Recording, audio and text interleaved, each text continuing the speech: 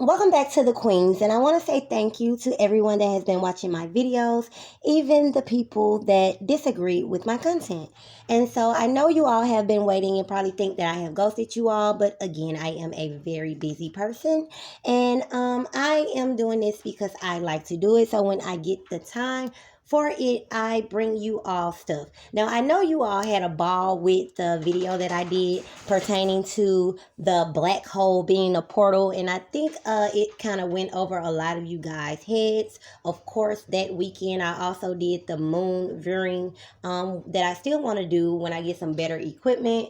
But it was also Friday the 13th weekend when I did that video. So I really was basing it off of some Stephen King's type of stuff because that is my favorite writer and movie director in the world. I have like collectibles and everything for Stephen King. So that was one of those type of things, but it was fun. So now to get serious. Today I am going to be talking about the mysteries of the flat earth drainage system, the Caspians, and Russia's territories. Now, starting out with Russia, you all know that they have Russia. And I did a coordinate plot. And you all know that on the coordinate plot that you all use, of course, it has the 180 going around the sphere because of the 360. And so I kept that on my number line. I have it going to the east 180 and to the west 180. But as far as the north and the south go, I only have it going up to the 90-degree north and the 90-degree south. So we have 90-degree north, 90-degree south, 180-degree east, and 180-degree west. Now, Russia is said to sit at 61 degrees north and 105 degrees east, but it could also be said to be sitting on the west coast because of its longitude line. So I actually ended up putting Russia on the west coast instead because it is to the east. No, it is to the west of the United States. So therefore I put it on the west coast instead. So we have Alaska. Alaska sits at 64 degrees north and 149 degrees west. And so I kept that over there on the west coast as I felt that it was appropriate. And then we also have Alaska as our running country. So first we had Russia and Alaska. Now we have Asia and Alaska, and comparing the differences of the mileage and the degrees. And so if you look at Asia and Alaska, you will see that there is a 111 degree difference. If you add the 100 degree east longitude line with the 149 degree west Alaska longitude line and the 100 east Asia longitude line, you will come up with 249. If you subtract that from 360, which you all say that the globe is a sphere, you will be left with 111 degrees difference in longitude. And if you were to take that degree and put it in the place of mileage, so let's say that from Asia to Alaska is 4,666 miles. Isn't that number ironic? And let's say that 1 degree equals 69 miles. You're going to divide that 4,666 miles, which is the distance from Asia to Alaska, by 69, and you're going to come up with 67 degrees. So Asia would roughly be only 67 degrees southwest of Alaska, or between 42 to 67 degrees of Alaska. So not that far at all. So that is one of the reasons, as I stated, why I put Asia on the west coast, as it should be. So then I moved on to Australia. You all know also that Australia also has a eastern coordinate, just like Russia, just like Asia. And Australia sits at 25 degrees south, 133 33. Pay attention to these numbers. East. And so of course I ended up leaving Australia on the east coast for a reason. And so that was pretty much the main things that I wanted to plot out. As far as the countries that we're going to be talking about, again, they're going to be Russia, Asia, Australia, and most importantly, in comparison at that time, was Alaska. So here on my number line, as I stated, we have 290 north, we have 90 south, we have 180 east, and we have 180 west. So looking here, if you were to look at your coordinates that way, of course, Alaska will be the furthest most west country or continent. So Alaska sits at 64 degrees north, 149 degrees west, if you were, of course, to give it that western coordinate. So that's going to be your furthest, and then we're going to have North Korea. Well, you're going to have Australia on the east, which is going to be at 25 degrees south, 133 degrees east. So now that we know our furthest east and our furthest west on the number lines of 180 east, 180 west, we're going to move to the northern section. And so as far as the northern section go, from 180 west to 180 east, of course, up top we have Russia. Now, a lot of people think that Russia is just a continent like all of the rest. It's just that little shape like they like to show you. Every continent is made up in a way, of course, on the sphere to basically point you in the direction of a circle.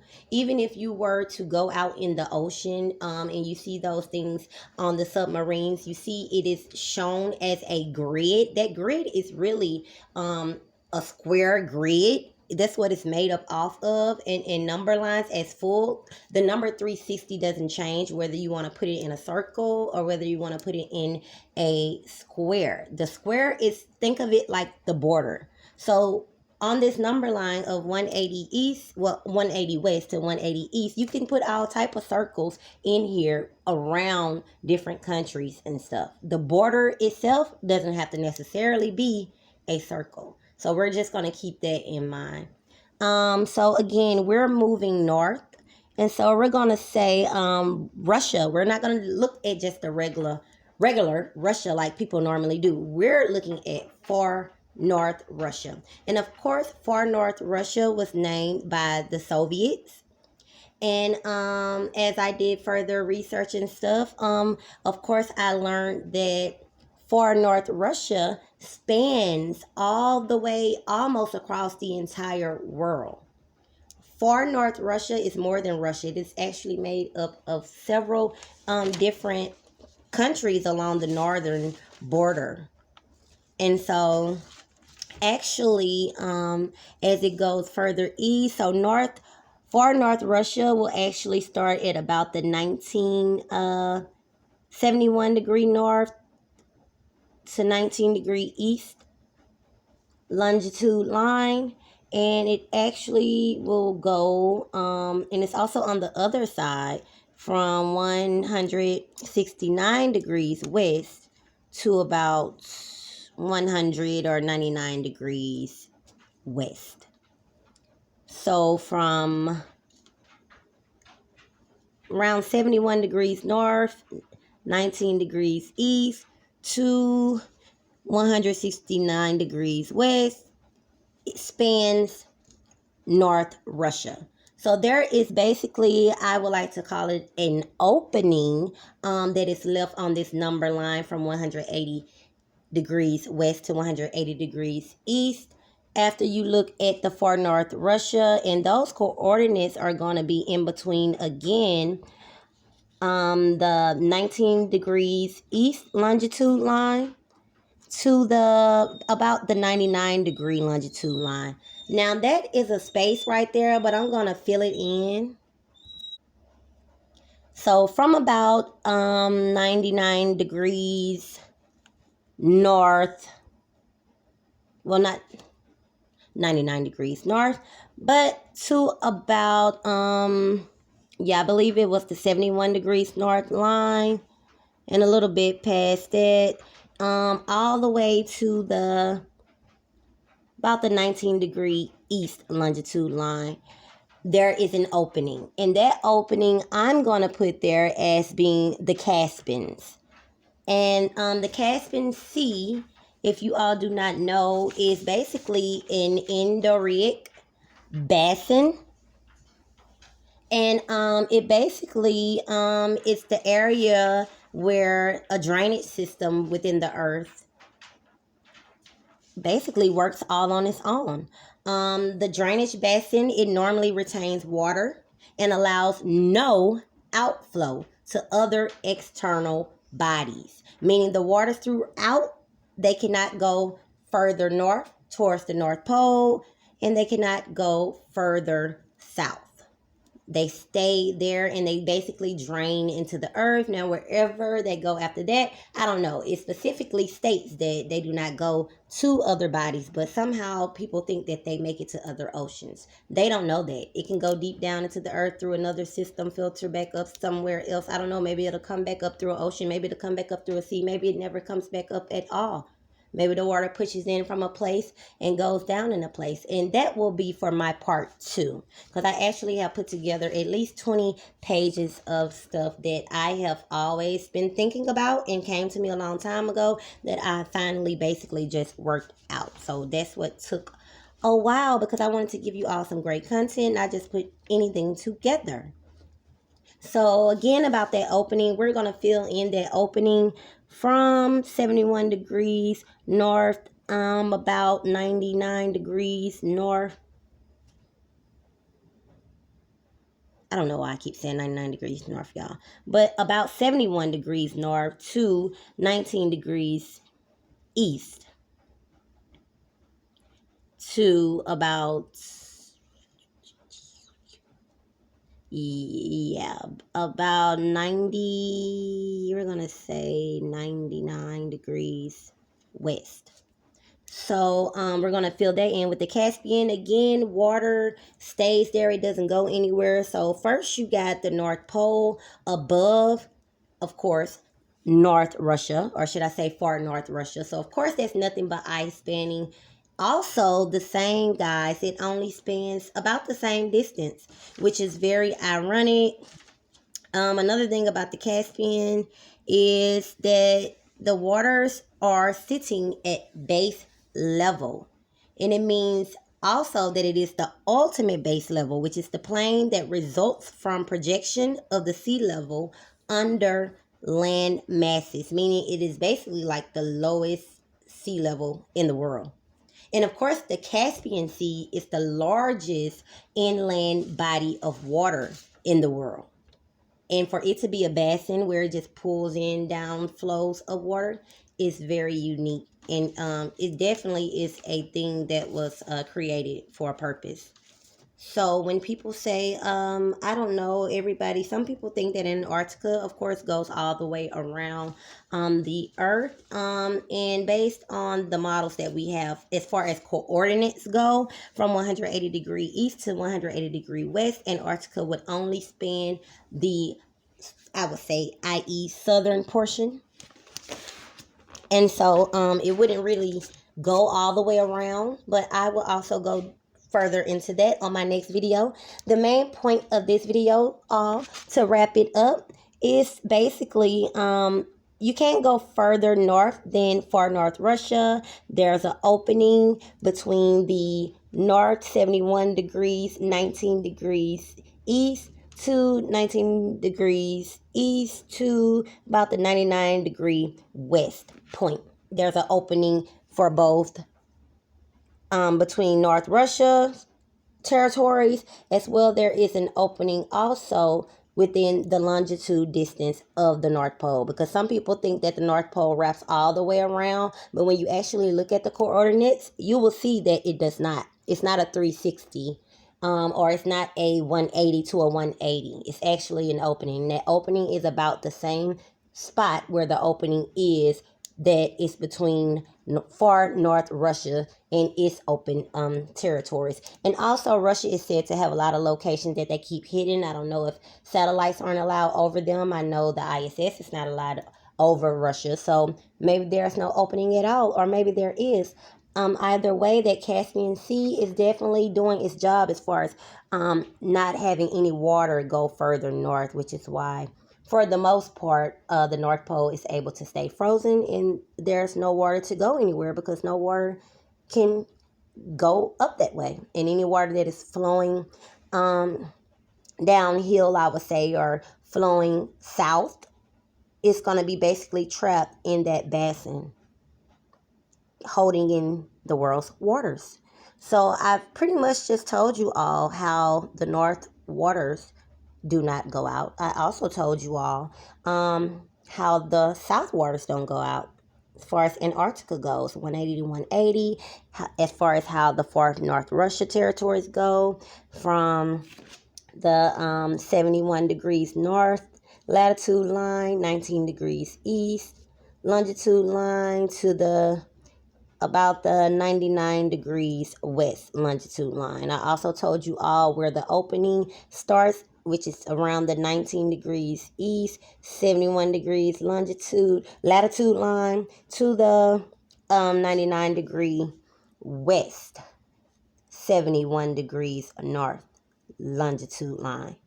Both openings are both for far north Russia's territories as well as the North Pole's territories. So you all let me know what you think about that drainage system. Also, let me know what you think about the bottom portion of Antarctica. And I would definitely get back to you all with part 2 as far as the closing of the East and the West, as well as some more stuff that I have for you all. But as of right now, I think that is about all that I want to get into today. So the key things were Russia, far north Russia, and basically how it encompasses the entire north region of our planet. How Antarctica is said to basically encompass the complete southern region. Also add in the Caspians into the northern region. And also the different things about the drainage system. So let me know your thoughts and opinions. I was trying to take my time with this, guys, so I may have been stumbling just a little bit. I tried to correct the parts where I feel like I may have stumbled up a little bit. More so, I have to get ready to do some things. As I said, I am a very busy person, so I hope you all appreciate the work that I put in. Nonetheless, if you have any questions, also I wanted to talk about one of the main things that I had been working on for a long time and trying to get together. Of course, when you look at the elevation of the North Pole, you will notice that it is very low land, like very low sea level, basically, at a very low sea level. And if you look at, of course, Antarctica, it is said to be at a very high sea level.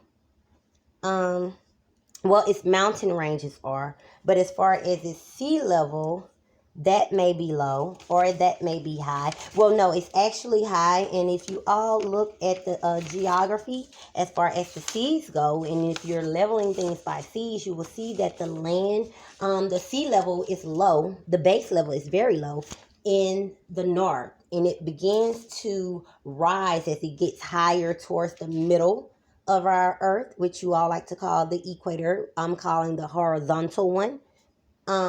It gets higher, and then it begins to get even higher as it gets closer to the Arctic area. And you all know that the land and the ice is very high. Well, the ice in the mountains is very high in Antarctica, so that would count for that extra steepness. So saying that the low level starts at the north and continues to get higher and higher and higher towards Antarctica, is Antarctica the place where you will begin to slope downwards?